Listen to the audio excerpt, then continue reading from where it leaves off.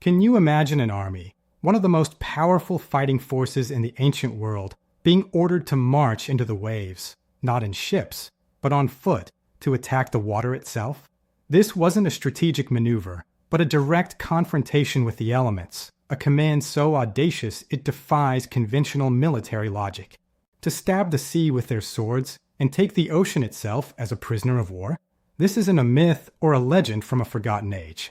This is the documented, albeit bizarre, story of the Roman Emperor Caligula and the day he declared war on Neptune, the mighty god of the sea, in 40 AD.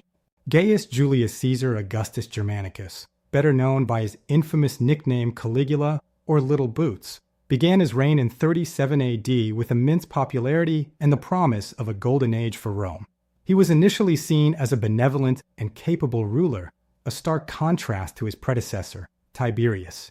But after a near-fatal illness, possibly in 37 or 38 AD, the Roman historians tell us something in him snapped.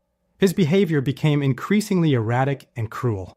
He began executing rivals without cause, squandering the vast imperial treasury on absurd and extravagant projects, and was even rumored to have made his beloved horse, Incitatus, a consul, a position of immense political power, as a deliberate insult to the Roman Senate.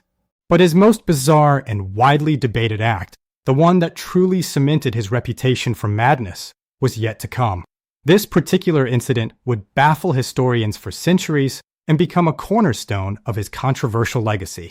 In 40 AD, Caligula marched his legions, a formidable force, to the English Channel, ostensibly to launch an invasion of Britain, a long-held Roman ambition.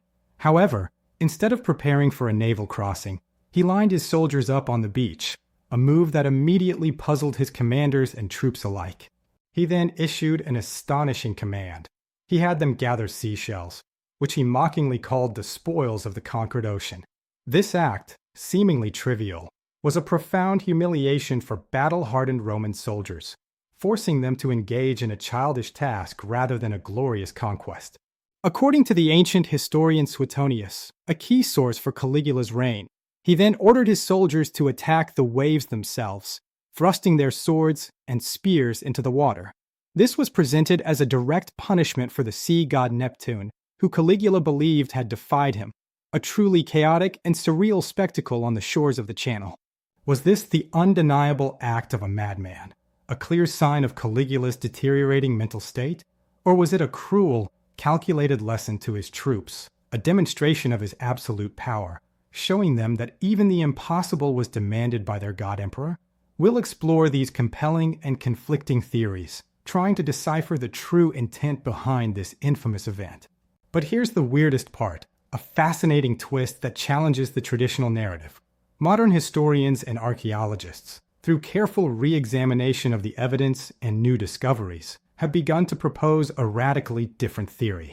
They suggest that this infamous war on the sea might have been a massive, yet completely misunderstood, engineering project. What if the ancient accounts, filtered through hostile Roman historians, misinterpreted Caligula's true intentions and actions on that beach?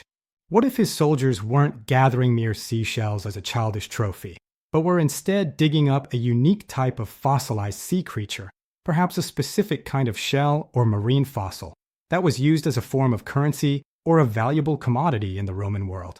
This would transform a nonsensical act into a practical, albeit unusual, economic endeavor.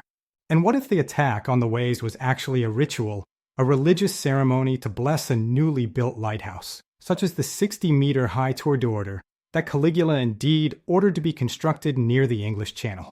The truth, when viewed through a different lens, might be far stranger and more complex than the myth of a mad emperor.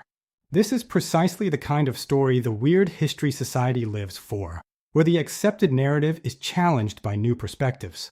The line between madness and genius, between historical fact and deliberate misinterpretation, is often blurred by the passage of time and the biases of ancient chroniclers. What other unbelievable stories, hidden beneath layers of myth and misunderstanding, are waiting to be uncovered and reevaluated? Subscribe and ring the bell, because next week, we're investigating the truly bizarre time an entire town was put on trial for the capital crime of murdering a swarm of insects. A tale that will once again make you question everything you thought you knew about history.